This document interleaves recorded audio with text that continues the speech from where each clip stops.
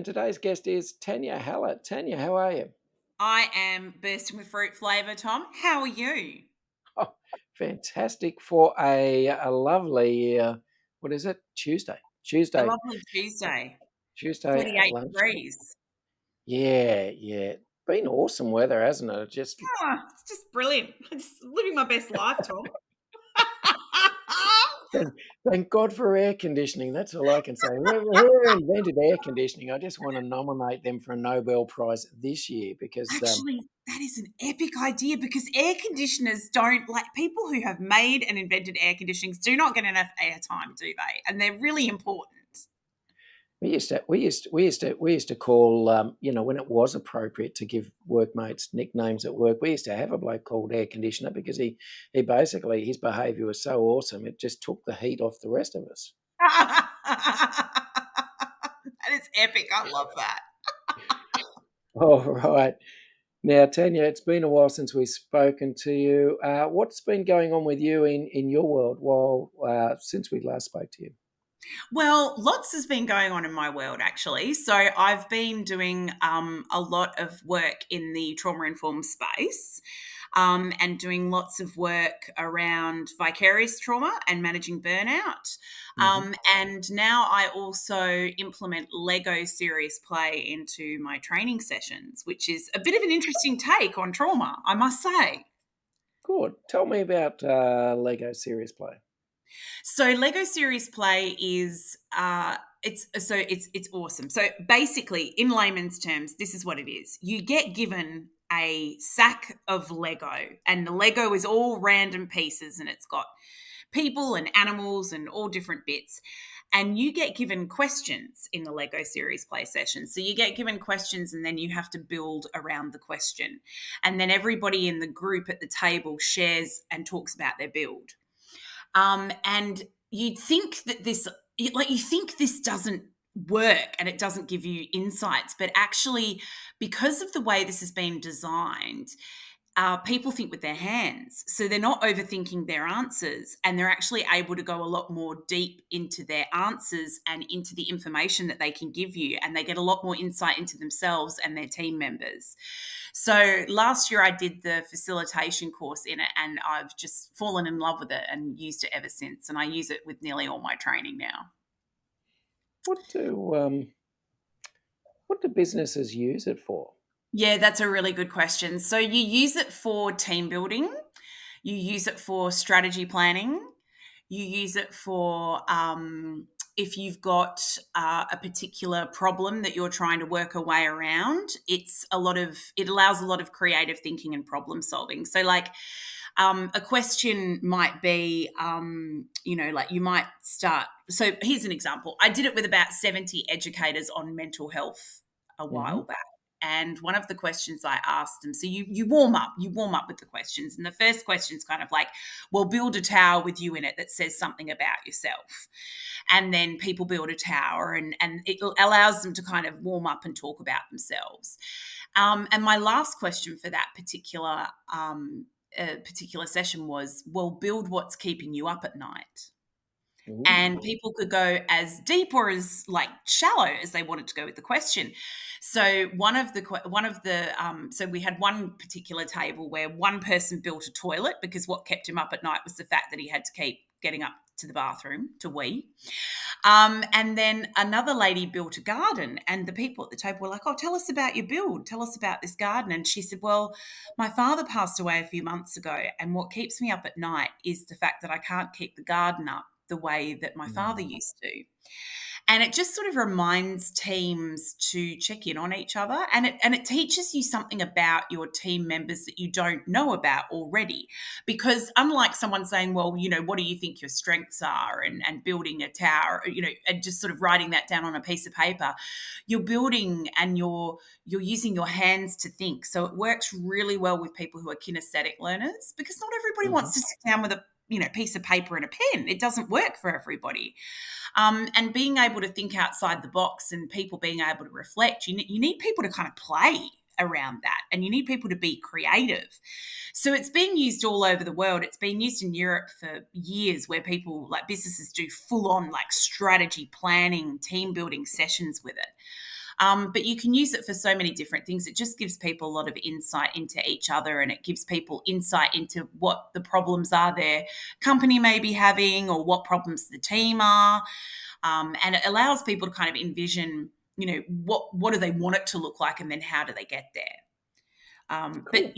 yeah, it's awesome. You think these silly plastic pieces wouldn't give you that insight, but I swear they're magic. I swear.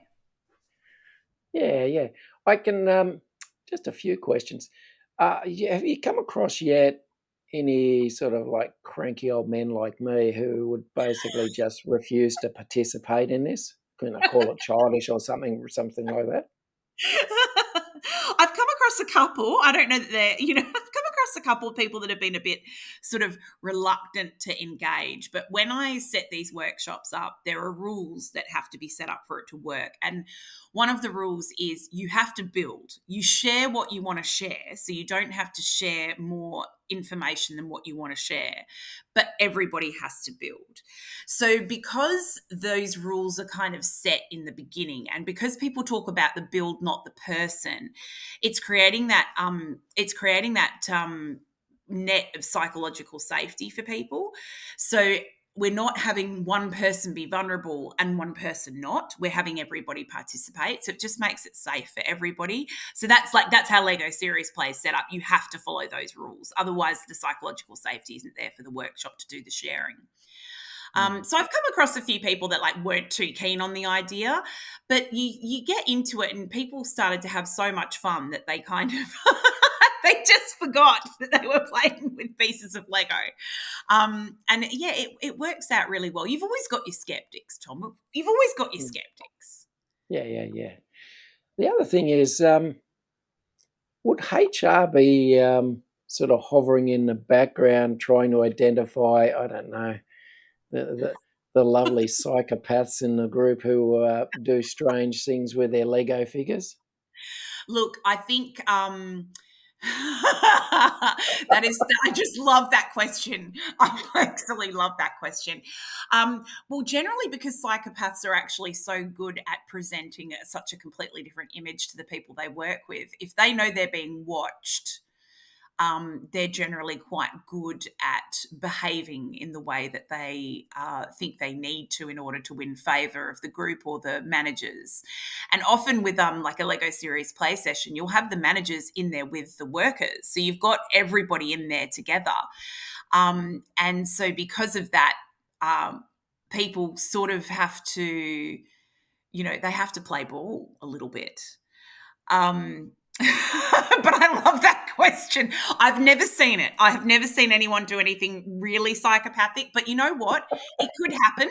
I'm going to keep my eyes open, because I tell you, psychopaths are everywhere, and they're usually everywhere they're a high proportion in management, psychopaths and sociopaths. So, Yeah. they'd definitely be lurking in the room for sure.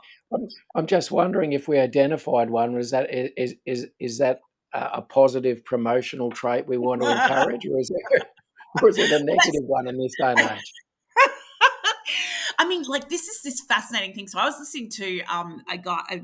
He's an author, and he gave a talk the other day on spotting psychopaths in the workplace, because obviously we have psychopaths in the workplace everywhere, Mm, and they're very, very good at managing up. So they're incredibly clever and talented at presenting a very different image to their managers. People who are below them don't matter, but people who are above them do. And psychopaths and sociopaths are only interested in what they can get out of you. So they're generally very good at figuring out who the power players are in an organization, and then they'll be nice to those people, or they will perform well to those people, but they won't perform well to people who are beneath them, or people that can't mm, actually do anything for them. yep, So I think yep. most workplaces will have that, and they'll have that person, and everyone will think, why does management like them so much? And it's because they're giving management a completely different side to what they're showing you. Yeah, yeah. Um,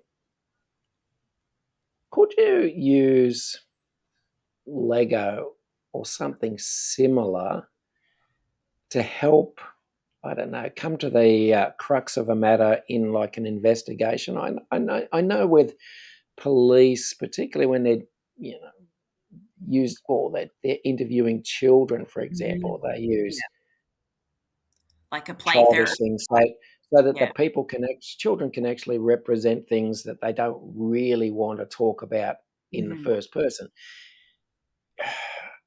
Lego Do you think we could? absolutely does. Yeah, it does work for that because the thing is with Lego Serious Play, I mean, like the idea that it's kind of like a child's toy.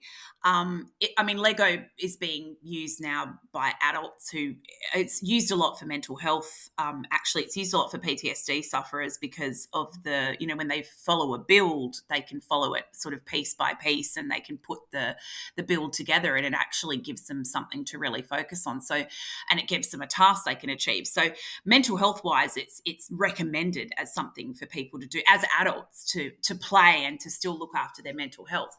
But when you're looking at it in an investigative part, the thing that Lego does do is it provides what we call so in therapy speak, we call it a third space. Mhm. And the third space is they don't want to talk about whatever it is in the first person, but they will talk about it in a roundabout kind of way. So you could absolutely use it with an investigation. So an example might be, well, when this happened, build what that felt like for you. So people will often build things that so I did this once with a lady who was telling me about how she felt very anxious when she was at work. And I said to her, okay, well, build what it feels like for you when you're anxious. And she built herself in this little box where the ladder was on the outside of the box and all the bricks were surrounding her. And she said, well, this is what it feels like. It feels like everything's closing in on me and I can't figure out a way to get out. And the Mm. crux of the issue there is very much like, yes, there's that anxiety, but there's also, how what strategies then can you use so people don't feel boxed in? So it definitely allows you to get to the crux of the problem because I think it lets you really delve into what is actually important in that situation. Like, what are the actual feelings in that situation? So, especially when we look at things like psychosocial safety now, where a lot of that is, I mean, there are actual, like, there's tangible things, but there's a lot of feelings involved with psychosocial safety. And it's how people are, how people are interpreting threats is a big part of that. And often you could see that with a Lego build. People could build what it feels like for them. And I think it's a really innovative way to look at psychosocial safety because people won't talk about how they'll feel, but they'll build about it. Yeah, yeah. Um, just moving on a little bit, what's the most interesting build you've ever seen? Ooh, that's a great question. Um, One that's come out of a workshop was probably this. It was one of the most profound moments I've ever had in a workshop, and the question after we'd actually done this workshop over a few days, so people had built up that relationship with each other, and they had started to feel safe with each other. Um, but one of the questions we were given was, if I was to be close to you, what is something I would need to know about you? And the lady that I was paired up with built herself in a car, and she built a cross with out of Lego pieces. She just built this cross and this car and her in the car. And I said to her, okay, and I was looking at this build thinking, how is this build? Okay, like this build is supposed to be really, really profound. I'm just confused. Can you, explain the build to me and tell me about your build? And she said, well, when I was 23, I got into a really horrific car accident. And every time I'm in a car, it feels like I'm hurtling towards death. So when I'm in a car, I actually have to have tasks to keep me distracted. So she said I started crocheting and knitting because it actually gave me something to take my mind off while I was in the car. It helped with my anxiety.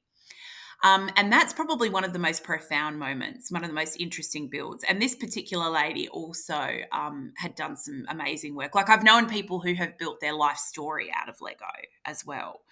So there's some just fascinating work that's being done with that, because what we've forgotten about as a society is, when you're a child, people tell you to go and play. Do you remember being told to go play, Tom? all the time, all the time. Get outside and play, whether you like it or not. It doesn't matter if it's hailing, just get out of my hair and go play. I don't want to see you for a few hours. Just go. No, just get out, right?